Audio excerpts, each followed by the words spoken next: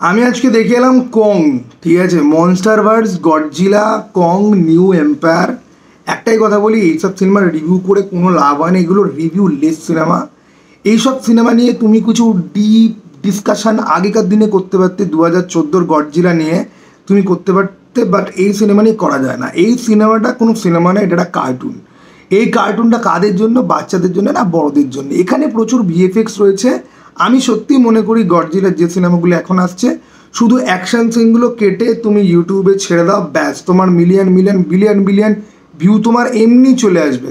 কিন্তু না, এরা হলে রিলিজ করে, এরা প্রিটেন্ড করে যে maybe there is the story, there are some characters, কিছু গল্প, আদপে কিচ্ছু নেই।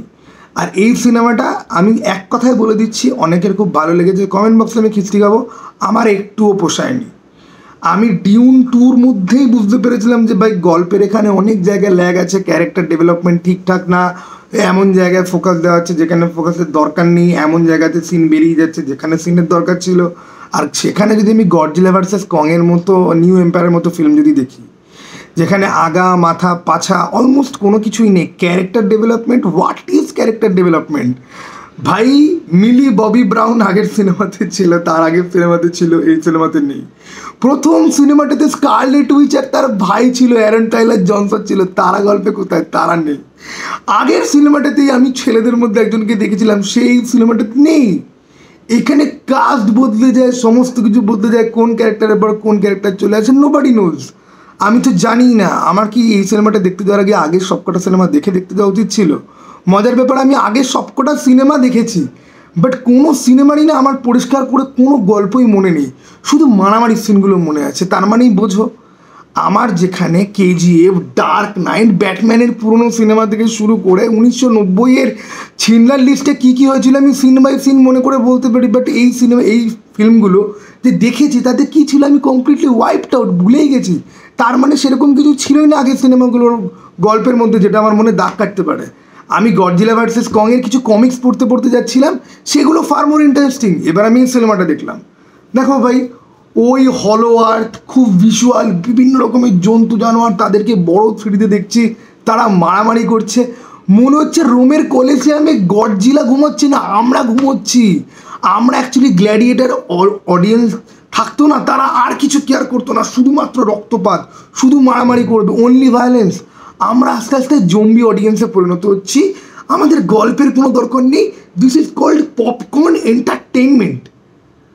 So this is not cinema at all, this is not cinema.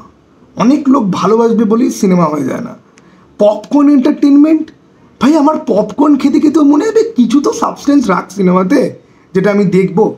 তো আমি 2 ঘন্টার জন্য আমি আমার নিজের ব্রেনকে বন্ধ করতে চেয়েও ব্রেন বন্ধ করতে পারছিলাম না। আমি কি ব্রেন চোদ? হতে পারে হয়তো, বাট তারপর আমি একটা সময় অফ করে ক্লাইম্যাক্সের ক্যালাকেলির সময়, তখন আমার চোখের পাতা হালকা লেগে এসেছিলো। আর লেগে আসবে না কেন? ডাব্লিউবি ফাইনাল ট্রেলারের নামে এতগুলো ট্রেলার ছেড়েছে, তার সাথে টিভি স্পট।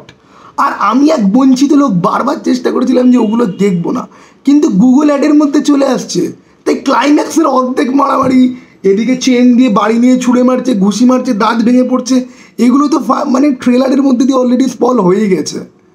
তবে একটা বুদ্ধিমানের কাজ, ম্যান অফ স্টিলে এত লোক মরেছিল বলে অনেক লোক কাঁদে, এখানে ক্লাইম্যাক্সে কত লোক মারলো সেই হিসাব হবে নাকি মিস্টার ওয়ার্নার ব্রাদার্স? আর ওয়ার্নার ব্রাদার্সের চোদনা চুদির ভাই ডিসি ফ্যানরা, যারা নিজেদেরকে রিয়েল ডিসি ফ্যান বলে মনে করে, আমি ওই অ্যাকচুয়াল ডিসি ফ্যানদের কথা বলছি না, আমি রিয়েল ডিসি ফ্যানদের কথা বলছি, যারা বলছি না ম্যান অফ স্টিলের ক্লাইম্যাক্সে অনেক লোক মারা গেছে, এটার ক্লাইম্যাক্সে কী হলো রে ভাই?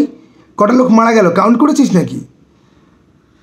Look, this is just a stupid film. আর বোরিং বা এন্টারটেনিং কি না সেটা তো তোমার লেভেলের ওপরে। এবার তুমি বলবে আমি ব্রেন সুইচ অফ করে দিয়ে দেখছিলাম। হ্যাঁ, আমি জানি লোকে যেরকম আলুর চপ ক্ষতিকর জেনেও আলুর চপ খেতে ভালোবাসে, বিকজ আলুর চপ ইজ ইমোশন। 2 দিন বাদে এই সমস্ত মাইন্ডলেস জম্বি ফিল্মকেও বলবে দিস ইজ ইমোশন। যেখানে কোনো গল্পই নেই, সেখানে নাকি শুধু ক্যালাকেলি, একটা ভিএফএক্স গরিলা আর একটা ভিএফএক্স টিকটিকের মারামারি, দিস ইজ ইমোশন, রাইট? হ্যাঁ, যাই হোক, কোন এক গান্ডু যেন বলছিল যে কি এই সিনেমাটা নাকি কেজিএফের মতো। অবশ্য যদিও রিভিউটা টুকে করা, সে ব্যাপারে কোনো ডাউট নেই। ভিডিও বানাবো নাকি ওই টপিকে? না, থাক, বাড়ির লোকজন অসুস্থ, আমার কথা বলছি, দরকার নেই। চলো টাটা ভাই, আবার যেন দেখা পাই। KGF আর গডজিলা বুক আচ্ছা।